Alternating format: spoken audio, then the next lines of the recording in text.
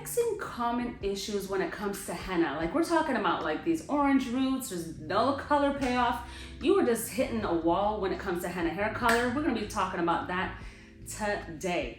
Welcome to the Hennasooq channel. My name is Khadija and I want to thank you for joining for another week of Ask Henna Sooq series where we take your questions and give you the answers that you're looking for when it comes to henna natural hair color, Ayurvedic hair care, and henna and jaguar body art. So you are at the right place. So all you have to do is ask your questions below in the comments and you might get selected and we might choose you to answer your question.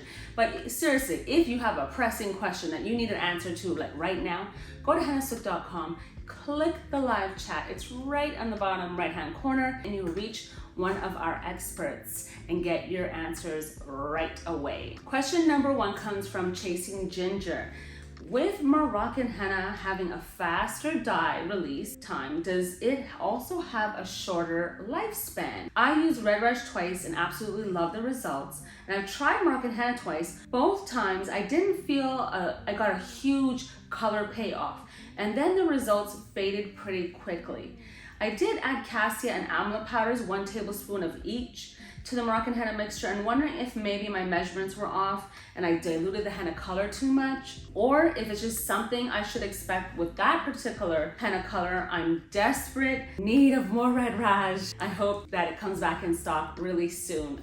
Yes, us as well. It's getting there. We are getting closer and closer to it finally coming in. We had a lot of supply chain issues with it. We were really sorry, but that happened and we really appreciate your patience. So stay tuned. We're actually going to be doing a pre-order event that's going to be probably mid-July, so stay tuned. And also for the indigo and the henna hair color bundle for gray stubborn hair. So Moroccan henna does tend to last as long in the hair.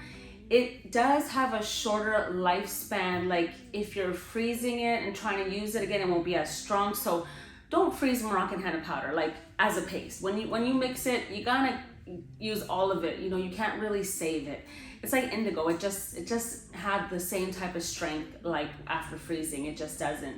And henna artists, that's the same thing for you guys.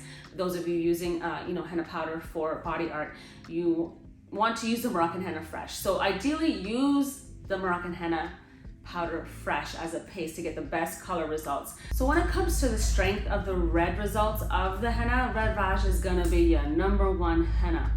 So I know you guys really miss it. It's like Moroccan henna is pretty comparable.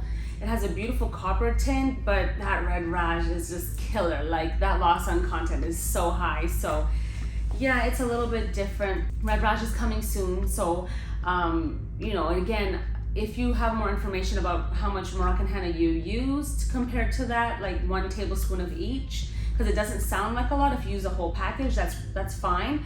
But if you do want more red, you probably don't want to add those ingredients in there really, especially since the Red Raj is a lot stronger. So you don't want to use, like, I would at least eliminate the cassia for sure, and then you'll get more red out of the Moroccan henna powder.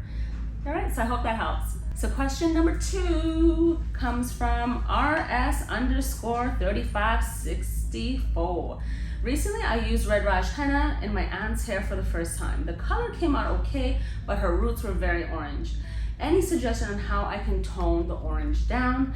I was considering adding, the amla powder next time with the Red Raj. She wants to have a red tone in her hair, but not the bright orange roots. So when it comes to roots, because they're obviously lighter, especially if they're gray, I presume we're talking about gray hair, gray roots, any type of light hair that's coming in and you're wanting to make it like darker in general, Red Raj is a stronger color than white for sure. It's a red, it's a vibrant, henna. So the roots have to play catch up. So you can add, what I would probably recommend is that you're gonna have to like maybe focus on the roots only with a darker recipe, like maybe even a brown recipe. And it's not really gonna come out brown on such light hair, like even 50-50 of each, because like their hair they're so light already. So you really wanna use that indigo to manipulate the lighter tone, not to be so light on the roots. So that's what I recommend, that you do a root touch up to get that to catch up to the length.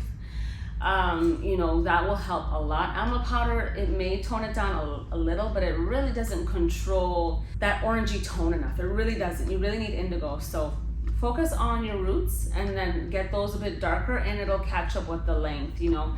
That'll help a lot. You probably only need to do it maybe once or twice. The other way you could do it is if you follow up on the roots with some indigo, like only indigo, like within 2 to 3 days after that henna treatment, and notice that it's too bright, you could put the indigo in the hair. That's kind of convenient too, because you can like leave it in for like 30 minutes and that should tone it down a lot. So you have 2 options that you could try for your next application for your aunt. Question number 3, my favorite number, comes from CJ_ZS_1UH. You guys have very interesting handles these days. Got the underscores in there. So I used your Henna Kisses this weekend, and for the first time I mixed it with coconut milk. It didn't give me the red tint it usually does. Do you think it is anything to do with the coconut milk? I have used them before, but with aloe vera, and I always get a red tint and love that reddish tint. That is so cool. I'm so happy that you're using the Henna Kisses. Henna Kisses are underrated. Not enough of you use the Henna Kisses, and you really need to. It's like a drop of, you know, just moisture with a bounce of like red. It's like such a cute, and they're so cute. Have you ever seen them? They're like little petite roses. They're so, so cute. You know what? Maybe we should update the mold to like lips, so it's literally Henna Kisses. That would be cute. To get to your question, the coconut milk, it does dilute those a lot. Like if you use coconut milk, yogurts, like anything heavy, butters, you know, like hair butters, like shea butter, cocoa butter, anything like conditioner, by the way, you know, anything that is heavy, I mean, those are considered heavy, and it stretches out the color. So yes, that affected your results for your Henna Kisses. So you have to skip the coconut milk. Use the coconut milk in another treatment, but keep your Henna Kisses regimen the same way if you want the same results. Once you change and add other ingredients, I mean, it alters it for sure. You know, so stick to the original recipe and get that beautiful color. So thank you guys for tuning in. I hope all these answers to your questions help you out and get you on the straight and narrow path of henna and Ayurvedic hair care. And if you want to see all the other, you know, Ask Henna Sooq series, you definitely need to check them out and all of our other videos, because we have so much great content that really is at your fingertips for absolutely free. Please don't forget also to subscribe and hit the bell, you know, to show your appreciation, because I really do appreciate it. I really, really do, you know. Just knowing that you guys really care about this channel and the brand and trust us means a lot to me, a ton, like a ton. So have a good one, guys. See you next time. Bye.